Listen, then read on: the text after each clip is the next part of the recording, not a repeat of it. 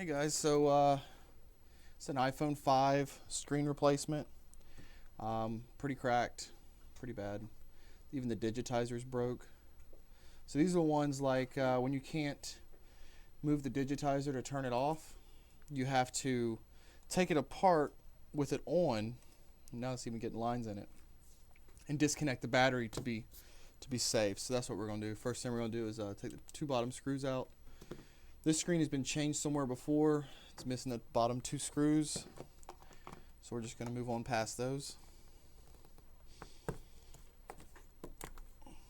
This is the iPhone 5 if I didn't mention that earlier. Pretty dirty in there. So these Phillips head screws right down here. We'll remove these and have access to the battery. You don't have to remove the battery, you just have to unplug it. And I always use a plastics spooger. Just this thing. They come in every kit for everything. You just pry on it on this side and it just pops up. That's all you have to do. Now the battery's disconnected. There's no power going to it. You don't have to worry about shorting it out. Next we're going to take off this plate right here. And something we picked up about a year ago now was these, move this over, these magnetic mats. I like them because you put all your screws in the right place. I prefer to do it that way, especially when you start doing the 6S or the 6S Plus or with all those screws. It just a little bit more organized, and I like doing it that way. Plus, whenever you're reassembling these and you take these screws that almost always all look the same, if you screw one of these in the wrong hole, you can cause irreversible damage to your motherboard on the phone. Blue screen of death or red screen of death, and then you pretty much toasted that motherboard. Sometimes they can be repaired, but most of the time they can't. Now we just always pull those up with the plastic tool. Alright, so that's out. Got our screen here. Now we'll just continue to take screws out. These are Phillips head. Everything actually is Phillips head beyond the Penelope, which is the first two at the bottom that we're missing. So everything else is Phillips head. Just kind of cruise right along. I seem to have adapted a clockwise motion now that I've been doing these for a while. But, they all got to come off. So you can kind of pick which way you want to go.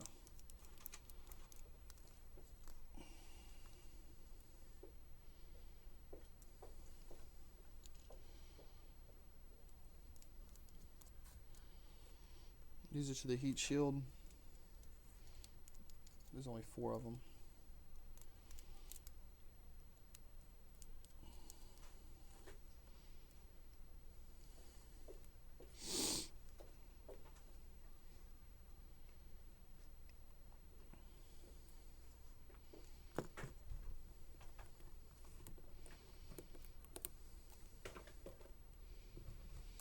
Proximity sensor. This has to be pried up. It's not glued down like on the 6. It's got that copper right there, or the 5S has the copper tape to it to ground it. These don't have that. The proximity sensor is whenever you hold the phone to your ear, it's going to go black. And it's also going to be part of the speaker assembly, so it's going to give power to the speaker. So it has to be lined up in there correctly. Take off this shield. Set this to the side. This can be tricky. So if you're just kind of starting out doing these, you're probably going to rip one, but a lot of people have different ways of doing it. I like to do it this way and kind of break that seal.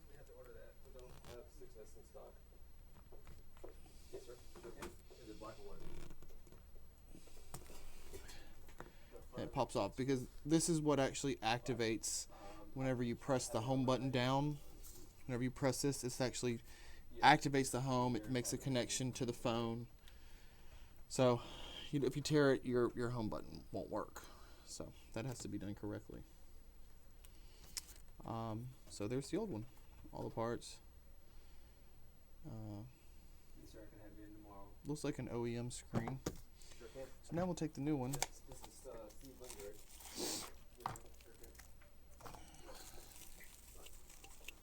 Got a new one, iPhone 5. So now we start to reassemble. Just start the same way the last thing we took off. First thing will go on. A couple different ways to do it. You can start at the bottom at the home button, which is where I'm going to start, or you can start at the prox sensor. Either way, it's all got to be done. So that's the two ways you can start it. The home button, you want to make sure that's level, otherwise the home button will be crooked, and you'll have to take it off because you'll notice it. Put this back on there. Now there's when I first started doing these, I do iFixit. The iFixit guide is a great step-by-step guide. Videos are certainly good because you get to see it live, someone else doing it. But the iFixit for me, when I was learning, was my best tool. But that differs from technician to technician.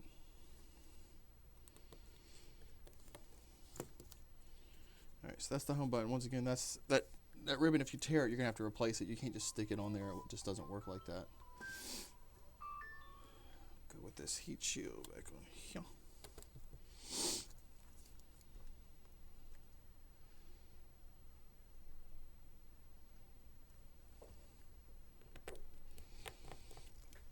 Basically, I'm just following putting the screws back on the phone the same way I took them off.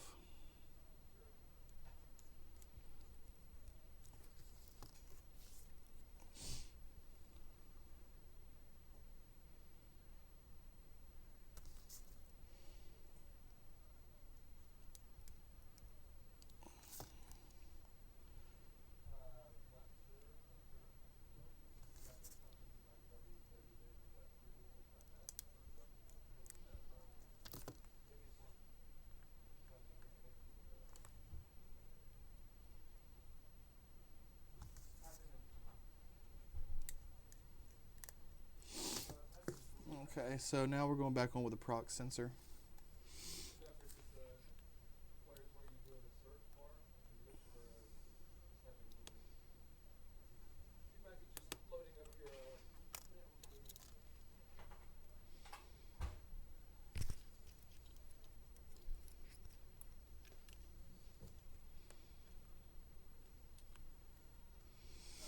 Alright, so you put the camera in there, and then this is supposed to stick down. This is what powers the speaker. These two gold pieces right here. Right there. So, next we put the speaker on.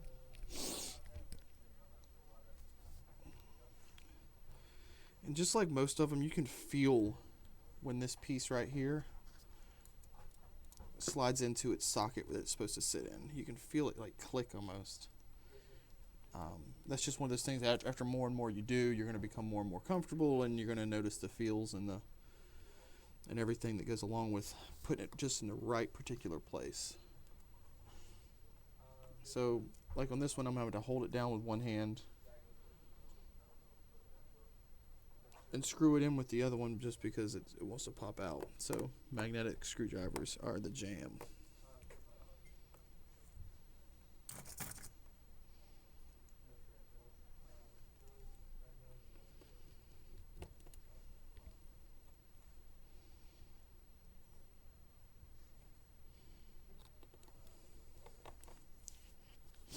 Alright, so we got the screen reassembled, prox, speaker, all the screws are back in place.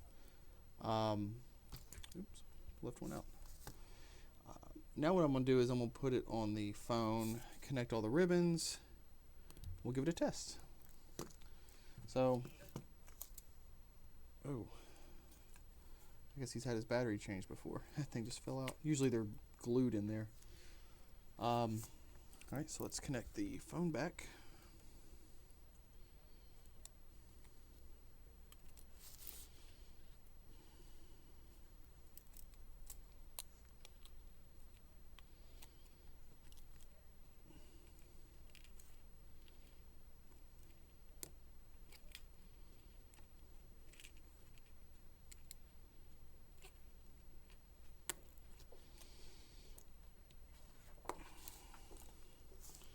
those just come with feeling.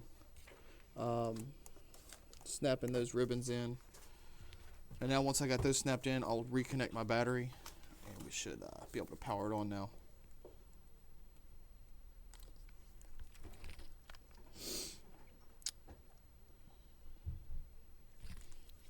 I don't reassemble it all the way back together, just because if the digitizer doesn't work or the proximity sensor doesn't work, I don't want to take it all the way apart again.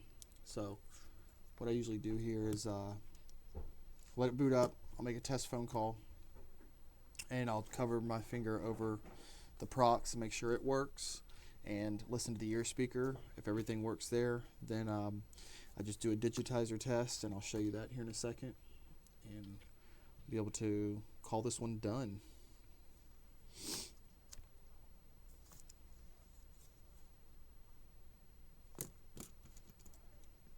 Don't forget to like our video and subscribe.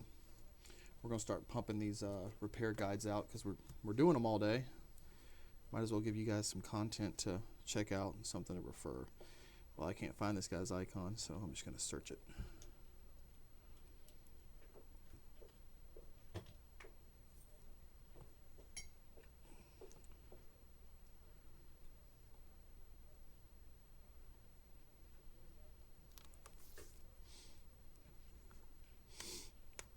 I call 611. That way I don't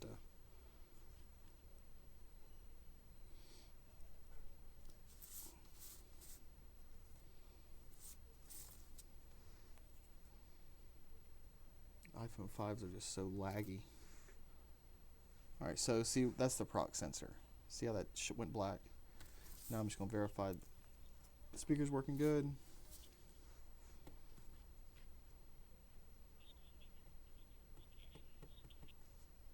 Say 1. To transfer your service deal. to a new phone or SIM card, say 2. To refill your service, press or save.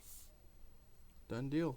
So that's been another screen repair. Now I'm just going to open it up, put the shield back on. Remember, this is important when you're going back with the shield. You want to make sure that you put the screws in the exact same screw holes that you took them out of. Otherwise, you can cause irreversible damage. So make sure you, if you don't have the magnetic mat, just draw it out. Doesn't hurt to draw it out. A little diagram of where the screw went. You know, if you're doing an at-home service. If you get lines in the display when you power it on, sometimes the best thing to do is to power it off either by turning it off or unplugging the battery. Reset your ribbons back down on the board, the ones that were connected right here. Sometimes it's just a loose connection on the LCD ribbon. It's giving it a bad signal. So just reset those. You should be good to go.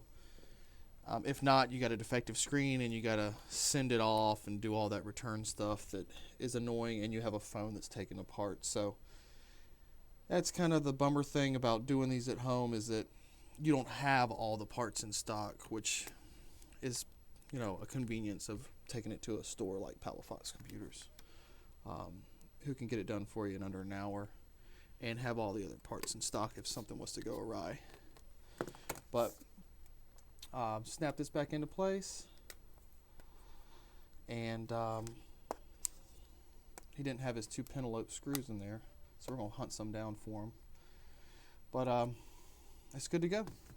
Another repair job done by Palafox Computers.